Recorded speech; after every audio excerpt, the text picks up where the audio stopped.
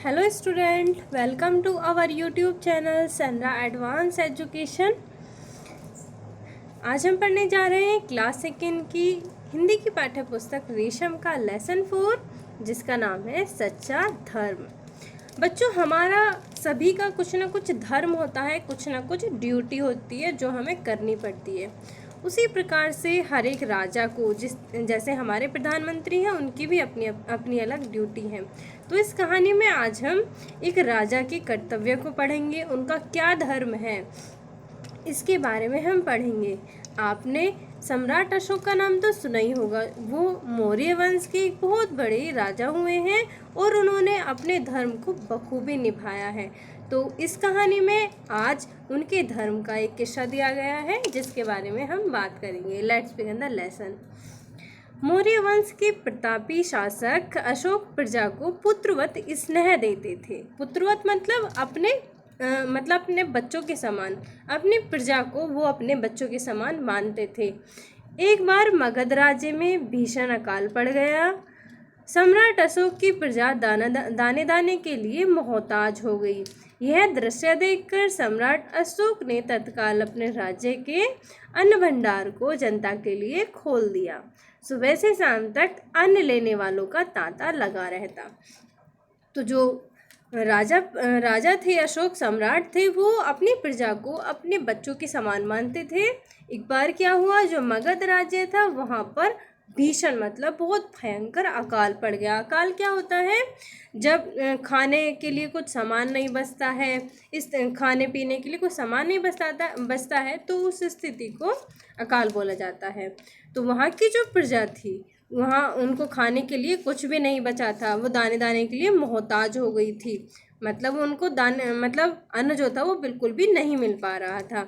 यह दृश्य देख करके दृश्य वहाँ की जो पिक्चर थी, जो उस समय की जो स्थिति थी, उसको देख करके जो अशोक सम्राट थे, उन्होंने तुरंत ही अपने राज्य के जो अन्न भंडार थे, जिसमें जो अनाज होता है उसको स्टोर करके रखा जाता है, उसको जनता के लिए खोल दिया था। वहाँ पर क्या होता था, फिर सुबह से लेकर शाम तक अन्न लेने वालों का तांता लगा रहता था। तांता मतलब भीड़ लगी रहती थी। एक दिन लोग शाम तक अन्न ले जाते रहे। भीड़ में शामिल एक बूढ़ा आदमी सुबह से ही पंक्ति में लगा हुआ था, किंतु जवान आदमियों की धक्का मुक्की ने उसकी बारी नहीं आने दी। वह बेचारा शाम तक अपनी बारी के इंतजार में चुपचाप बैठा रहा। सबसे अंत में वह बूढ़ा उठा और अन्न मांगने लगा। इस समय तक अन्न बांटने वाले भी थक चुके थे। उनमें से एक व्यक्ति ने कहा, बाबा कल आना, आज तो खैरात बंद हो चुकी है। तो क्या हुआ था, क्योंकि दाने दाने के लिए जो प्रजा थी वो मोहताज हो गई थी, तो राजा ने अपना जो अन्न भंडार था, स्टोर था, उसको खोल दिया था जनता के लिए। तो वहाँ पर सुबह से शाम तक भीड़ लगी रहती थी लोगों की अन्न ले जाने के लिए। उसी भीड़ में एक बूढ़ा व्यक्ति था जो सुबह से लाइन में लगा हुआ था, लेकिन जो कुछ जवान लोग थे, बूढ़े, एक स्टेज होती है जब लोग अच्छे तरीके से काम कर सकते हैं। बुढ़ापे में लोग ठीक तरीके से काम नहीं कर सकते हैं, तो जो जवान लोग होते हैं वो उस बूढ़े को धक्का दे करके पीछे हटा देते थे और उसकी बारी नहीं आने देते थे। तो उस दिन उस बूढ़े की बारी नहीं आई थी, तो वह जो बेचारा बूढ़ा था वो शाम तक अपनी बारी का इंतजार करता रहा। अंत में जब अन्न बांटने वाले भी थक गए थे, तो जब उसने उनसे अन्न मांगा तो उन्होंने उनसे कहा कि बाबा आप कल आ जाना, आज तो जो अन्न बंटना है वो बंद हो चुका है।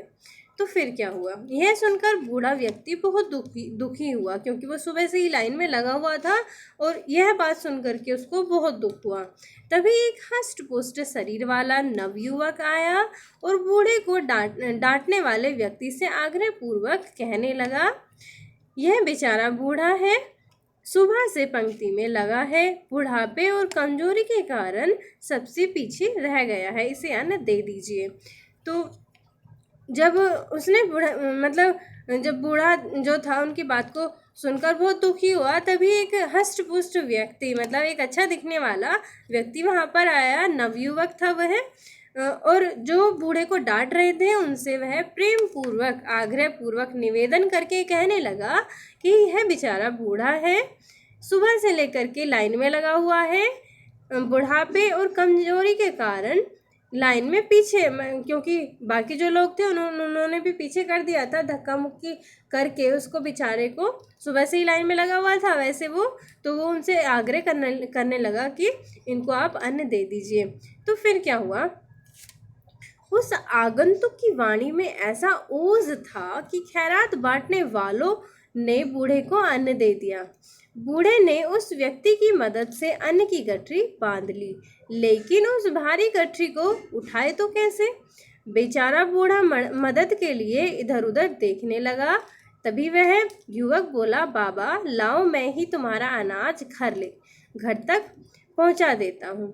तो क्या हुआ, वो जो आगंतुक था, अजनबी व्यक्ति था, मतलब वहाँ जो आगंतुक होता आने वाला, वहाँ जो आने वाला व्यक्ति था वो आगंतुक, उसकी वाणी में बहुत ओज था, बहुत ही ज़्यादा तेज था।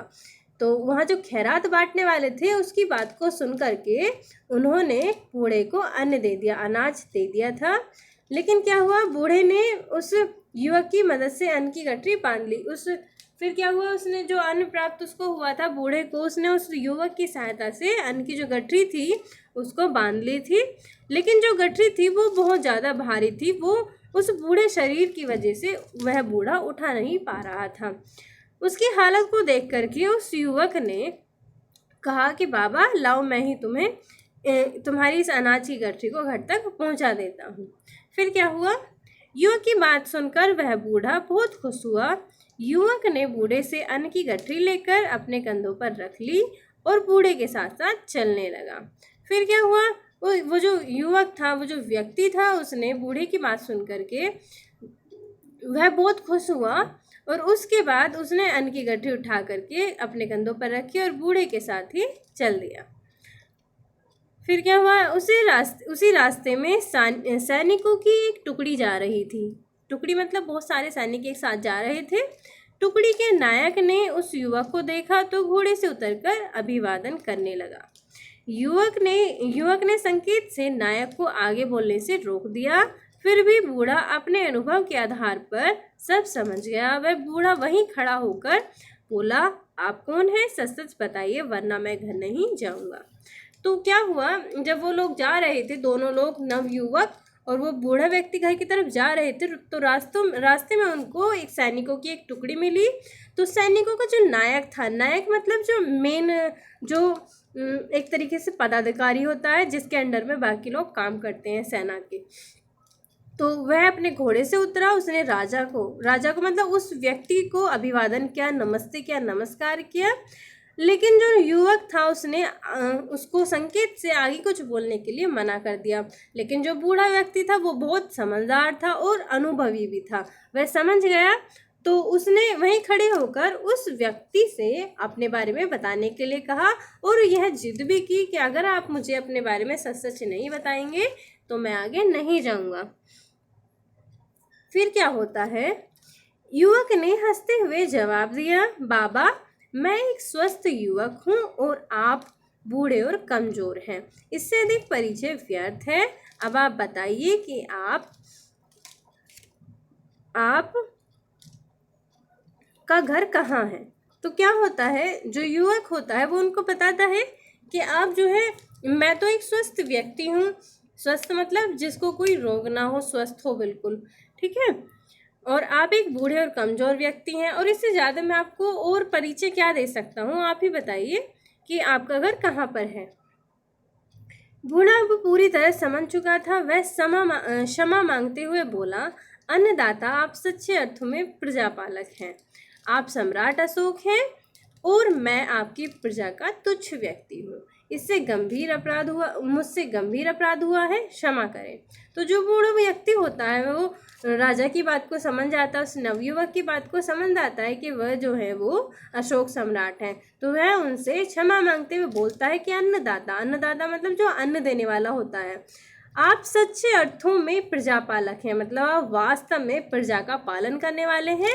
आप अशोक सम्राट हैं और मैं आपकी प्रजा का एक छोटा सा व्यक्ति हूँ, छोटा सा एक प्राणी हूँ। मुझसे बहुत बड़ा अपराध हुआ है, मुझे माफ़ कर दीजिए। फिर क्या होता है, जो राजा है वो कहते हैं बाबा यह तो मेरा कर्तव्य है, इसमें क्षमा मांगने वाली कोई बात नहीं है। सम्राट अशोक ने कहा, वो कहते हैं कि ये तो मेरा अपनी प्रजा की सेवा करना तो मेरा कर्तव्य है, मेरा परम कर्तव्य है, इसमें क्षमा मांगने वाली कोई बात नहीं है। बूढ़ा आश्वस्त हो गया। उसके मना करने के बावजूद अशोक ने उसकी गठरी घर तक पहुंचा दी। अगले दिन अन्न बांटने वालों को बुलाकर सम्राट अशोक ने कहा, आप लोग बुजुर्गों तथा महिलाओं का विशेष ध्यान रखें। कल आप लोगों का व्यवहार ठीक नहीं था। अन्न वितरण करने वाले कर्मचारी घबराकर क्षमा मांगने लगे। सम्राट अशोक ने उन्हें क्षमा कर दिया। ऐसे थे मगध सम्राट प्रियदर्शी अशोक। तो जो बूढ़ा व्यक्ति था उनकी बात को सुन करके आश्वस्त हो गया। आश्वस्त मतलब निश्चिंत हो गया। उसके बाद क्या हुआ, बहुत जो बूढ़ा व्यक्ति था उन्होंने अशोक सम्राट को बहुत मना किया उनकी गठरी को घर तक पहुंचाने के लिए, लेकिन उनके मना करने के बावजूद भी उन्होंने वह काम किया, मतलब गठरी को उनके घर तक पहुंचा दिया। अगले दिन जो अशोक सम्राट थे उन्होंने अपने दरबार में जो अन्न बांटने वाले कर्मचारी थे उनको बुलाया और उन्होंने उनसे कहा कि आप लोग बुजुर्गों तथा महिलाओं पर विशेष ध्यान दें और उस दिन मतलब कल आपका व्यवहार जो था एक बूढ़े व्यक्ति के प्रति अच्छा नहीं था। इससे जो अन्न वितरण वाले कर्मचारी थे वो घबरा गए थे और घबरा करके वो क्षमा मांगने लगे। अशोक सम्राट ने उनको क्षमा कर दिया। तो ऐसे थे मगध सम्राट प्रियदर्शी अशोक। तो ये थी कहानी अशोक सम्राट की। आई होप आपको कहानी बहुत अच्छी लगी होगी। वीडियो को लाइक करना और चैनल को सब्सक्राइब करना ना भूलें। Thank you.